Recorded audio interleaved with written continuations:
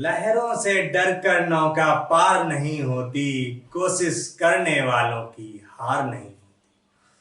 सोहन लाल द्विवेदी जी की ये पंक्तियां हमें ये मोटिवेट करती है कि अगर हम डर से अपना काम धाम छोड़ करके अगर हम बैठे रहें तो हम कभी अपनी गोल को अचीव नहीं कर पाएंगे जो हम अपनी रियलिटी लाइफ में करना चाहते हैं। तो दोस्तों, मैं आपके लिए एक ऐसी कहानी लाया हूँ, एक ऐसे इंसान की कहानी लाया हूँ। इस पूरे वीडियो को कंप्लीट होने के बाद तो मेरा एक रिक्वेस्ट है कि इस वीडियो को पूरी देखिएगा दोस्तों, क्योंकि यह वीडियो है ना, यह सबके लिए है जो अभी स्टैमरिंग को ओवरकम करने के बारे में सोच रहे हैं, या फिर आप अभी भी कोई स्पीच थेरेपी ले रहे हैं या फिर लेने के बारे में सोच रहे हैं। यह वीडियो सबके लिए, एवरी पार्ट है कि वो बंदा, वो इंसान जो अपनी लाइफ में अपनी स्टैमरिंग को लेकर के इतनी मेहनत करता है, इतनी प्रैक्टिस करता है, उसके बावजूद भी सोचो यार कि वो बंदा अपनी स्टैमरिंग को ओवरकम नहीं कर पाता, तो सोचो यार उसके दिल में, उसके दिमाग में क्या बीतती होगी। जिन्होंने सारा कुछ ट्राई किया है उसके बाद भी वे अपनी स्टैमरिंग को ओवरकम नहीं कर पाते हैं और हमेशा नाकाम रहते हैं। तो दोस्तों, इस वीडियो में आप सभी के लिए मैं इसलिए बहुत ही सोच समझ के मैंने बनाया है, क्योंकि बहुत सारे हमारे दोस्त हैं। और हाँ दोस्तों, आप सोचिए कि वो बंदा जो बोलने की कोशिश कर रहा हो, कोई उससे नाम पूछ रहा हो या पता पूछ रहा हो, वह पूरी कोशिश करता हो, जैसे लग रहा हो कि वो बोल ही नहीं पा रहा है, जैसे लग रहा है कि मानो उसके अंदर आवाज ही दब गई है। तो सोचो उसको कैसा फील होता होगा जो लाइफ में, और उन्होंने ठाना कि मैं अपने स्टैमरिंग को ठीक करके रहूंगा। उसके बाद सोचो भाई कि सारा कुछ ट्राई किया उसने, सारा कुछ, और उसके बाद भी वह हमेशा नाकाम रहा, तो क्या उसके मन में बीतती होगी भाई। तो उन्हें दो बात हमेशा मोटिवेट करता था। पहला, अगर ऋतिक सर अपने स्टैमरिंग को ठीक कर सकते हैं तो मैं क्यों नहीं कर सकता। और एक कविता पंक्ति है, वो आपसे वो सक्सेस मिलाते। सोहन लाल द्विवेदी जी की ये पंक्तियां मुझे हमेशा मोटिवेट करती। आप सभी ने अपने जीवन में कभी न कभी ये दो लाइनें भी जरूर सुनी। कभी खुदा के भरोसे ना बैठो, हो सकता है खुदा आपके भरोसे ही बैठा। कहने का मतलब यह कि खुदा भी सिर्फ उनका ही साथ देता है जो कोशिश करने में यकीन रखते हैं। नमस्कार दोस्तों, मैं भगवंत हूं। बचपन से ही मेरे पास में ढेर सारी चुनौतियां थी, उनसे लड़ता, जूझता और कभी हारता था, लेकिन एक चीज थी कि मैं कभी भी निराश नहीं। शायद यही कारण है कि एक लेखक और स्पीच थेरेपिस्ट के रूप में मुझे जाना जाता है। ऐसा कतई नहीं है कि मैंने कामयाबी के ढेर सारे झंडे गाड़ दिए हों, लेकिन यह जरूर है कि मैंने अपने जीवन को संभाल लिया है। साथ ही साथ समाज के कई लोगों को अपनी जिंदगी संवारने में मैं मदद कर रहा हूं। जब मैं 2 वर्ष का था तो मेरे पिताजी का स्वर्गवास हो गया और मेरे ताऊजी ने मेरी शिक्षा दीक्षा का पूरा ख्याल रखा। बचपन से ही मेरे पास में यह समस्या थी कि मैं हकलाता था। हकलाने की वजह से मेरा कई जगह पे हंसी मजाक भी उड़ाया जाता था। 2-1 वाक्य मुझको याद आते हैं। एक बार किसी ने मेरा नाम पूछा था, मैं उसको नाम बताना चाह रहा था पर बता नहीं पा रहा था। मैं नाम बोलना चाह रहा था पर बोल नहीं पा रहा था। ऐसा लग रहा था कि मानो जीभ चिपक गई। उसी वक्त किसी दोस्त को खुराफात सूझी और उसने बोला कि कानपुर से लखनऊ की पैसेंजर ट्रेन पहले पहुंच जाएगी, ये नाम बाद में बता पाएगी। उस वक्त जरा सोचिए कि मेरे दिल पे क्या बीती होगी, क्या सोच रहा हूं। ठीक ऐसे ही एक दूसरा वाक्य याद आता है मुझे कि सड़क पर मैं कई लोगों से बात कर रहा था, तभी एक साइकिल सवार बगल से निकला और उसने मुझे गेरबाज कहा। और मुझे इतनी गुस्सा आई कि मैं उसे पकड़ करके मारना चाहता था, पर वह इतनी तेज से निकल गया कि मैं उसे पकड़ ही नहीं पाया। जरा सोचिए क्या मेरे दिल पे फिर से गुजरी होगी। हिचकने लगा था मैं, लोगों से बात करने में डरने लगा था, यहां तक कि स्कूल में जिस दिन वाइवा होता उस दिन जाने से भी डरने लगा था। उस दिन या तो पेट दर्द, सर दर्द या बुखार का बहाना बना लिया करता। कहते हैं जैसा आप सोचते हैं ठीक वैसा ही बनते जाते हैं। हकलाने के बारे में सोचता था और हकलाना मेरा बढ़ता ही जा रहा था।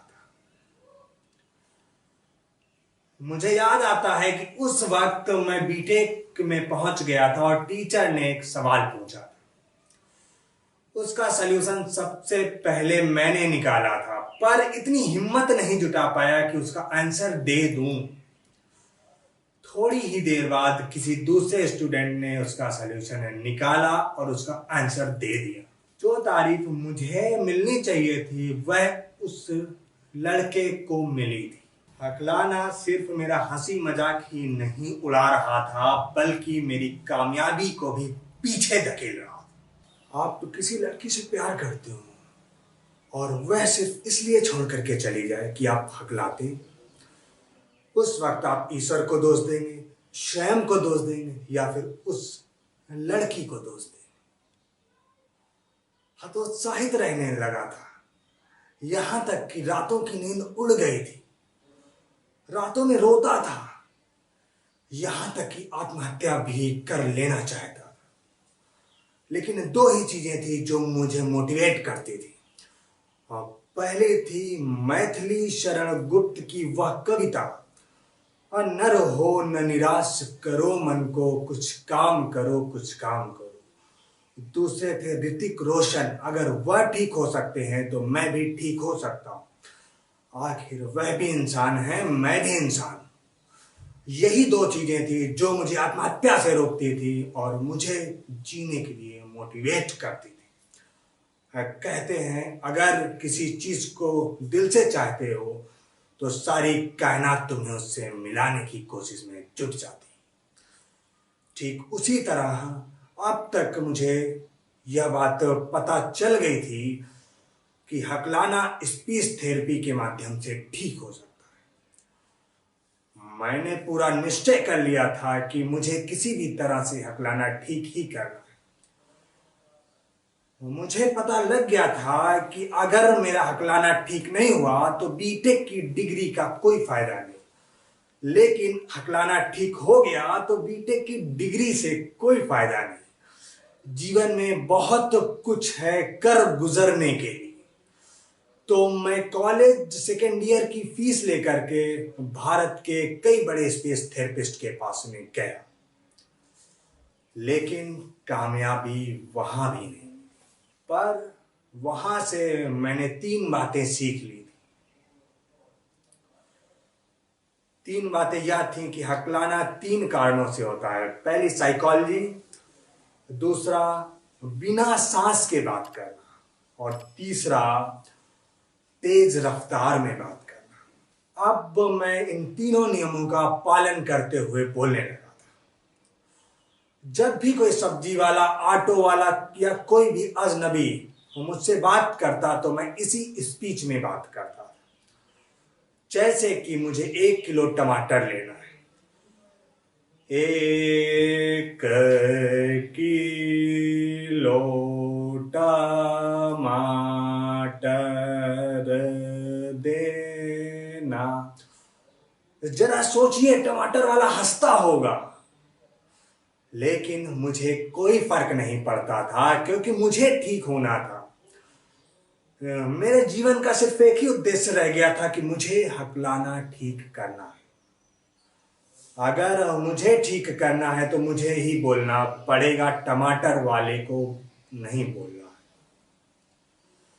है। ऐसे ही अगर कॉलेज में कोई भी व्यक्ति हमसे पूछता या फिर कोई लड़की ही होती, अगर वो मुझसे मेरा नाम पूछती थी तो भी मैं उसको इसी स्पीच में जवाब देता था। My name is Bhagwant. जरा सोचिए उस अवस्था में इस स्पीच में बोलना कितना कठिन काम होगा। वह लड़की कितना हंसती होगी, पर मुझे कोई फर्क नहीं पड़ता था क्योंकि मेरे जीवन का उद्देश्य फिक्स था। मुझे हकलाना ठीक करना था। मुझे किसी भी दूसरे व्यक्ति से कोई मतलब नहीं था। और मैं स्पीच में बोलता गया और धीरे धीरे मैं ठीक होता गया। यहां तक कि बीटेक पूरा होते ही एक बड़ी सॉफ्टवेयर कंपनी में मेरी जॉब भी लग गई। वहां पर 3 साल मैंने जॉब किया। उस वक्त मुझे अमेरिका भेजा जा रहा था, पर दिल में एक बात थी जो हमेशा कचोटती थी कि क्या मेरा जन्म सिर्फ पैसा कमाने के लिए ही हुआ है? क्या जीवन का उद्देश्य सिर्फ धन कमाना ही है? उसी वक्त युवराज सिंह ने कैंसर को हराया था और कैंसर पीड़ितों के लिए यूवी कैन की स्थापना की थी। तो मुझे भी लगा कि अगर ईश्वर ने मुझे यह समस्या दी है और इस समस्या से मैं निजात पाया हूं, तो मुझे भी लोगों की और समाज की इससे निकलने में मदद करनी चाहिए। उसी रात तो मैंने अमेरिका जाने का सपना छोड़ दिया और कानपुर वापस आ गया। और यहां आकर के मैंने Indian institute of speech therapy की स्थापना की, जिसमें आज साल भर में सैकड़ों लड़के ठीक होकर के जाते हैं। साथ ही साथ मेरी साहित्य में भी दिलचस्पी थी। एक मैंने किताब लिखी थी, जिंदगी 50-50।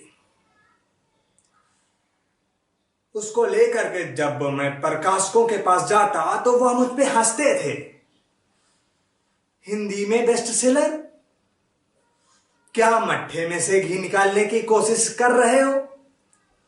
उस वक्त तो मैं सिर्फ उन्हें यही बोल पाता था कि यह बेस्ट सेलर किताब है। वहां मुझे नकारते थे, पर एक बात तो मैंने सीख ली थी कि मुझे हार नहीं माननी।